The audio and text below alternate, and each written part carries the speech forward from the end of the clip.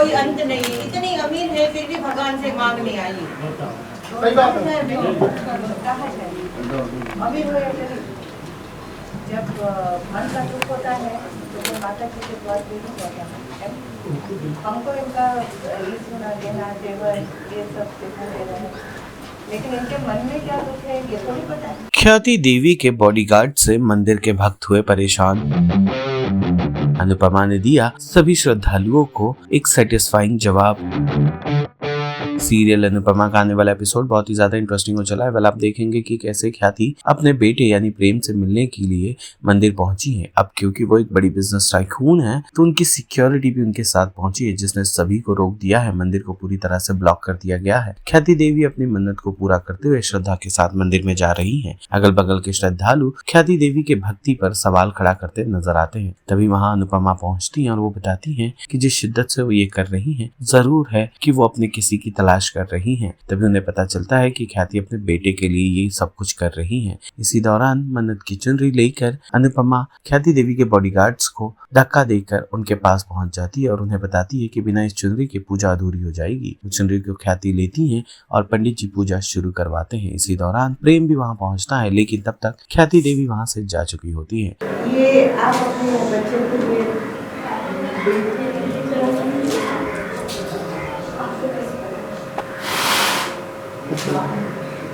आपकी तरह मैं भी देखा और ये चुनरी की एम्ब्रॉयडरी ये देखते तो मुझे, और आज के दिन तो माएँ अपने बच्चों के लिए बहुत काम करते।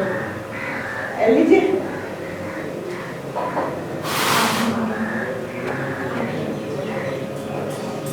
इंसानों को भी भूख का कोई अंत नहीं है। इतनी अमीर है फिर भी भगवान से मांगने आई है। सही बात है।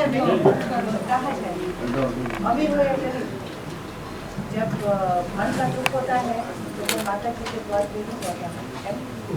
हमको इनका सोना देना जेवर ये सब देखा दे रहा है, लेकिन इनके मन में क्या दुख है ये थोड़ी पता है।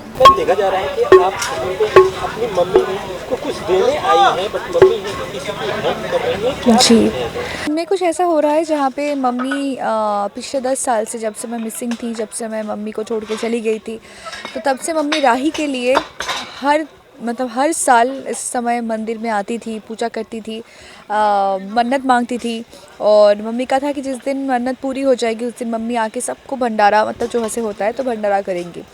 तो बस इसलिए मैं मंदिर आई थी मम्मी के साथ एंड किसी की चुन्नी ओढ़ के ऐसे नॉर्मली मम्मी के फेस पे आ गई। और फिर मम्मी ने कहा कि नहीं, ये जिसका भी है उन्हें देना बहुत ज़रूरी है, बिकॉज़ इसके बिना पूजा असंपूर्ण रह जाएगा। तो आई सेड कि ठीक है।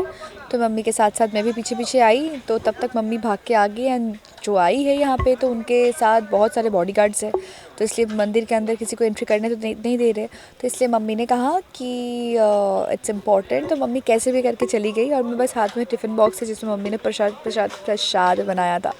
मैं नींद में हूँ, लिटरली सुबह 7 से शूट कर रही हूँ, तो उसमें प्रसाद था। सो अभी बस प्रसाद लेके मैं आई हूँ। अब नीचे वो आएंगी, वो कौन है, वो क्या है, ये सब सच्चाई धीरे धीरे बाहर आएगी। तो बट जो भी होने वाला है it's gonna be very interesting.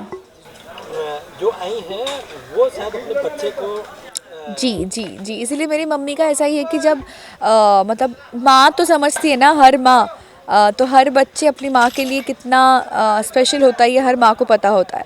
तो एग्जैक्टली तो मेरी मम्मी को भी ऐसा लगा कि जो भी औरत ये आई है वो अपने बच्चे के लिए ही आई है, तो कहीं ना कहीं उन्हें उनकी हेल्प करनी चाहिए। सो इसलिए जी इसलिए थैंक। सीरियल अनुपमा से जुड़े तमाम अपडेट्स को जानने के लिए टेली चक्कर को लाइक, शेयर, सब्सक्राइब जरूर करें।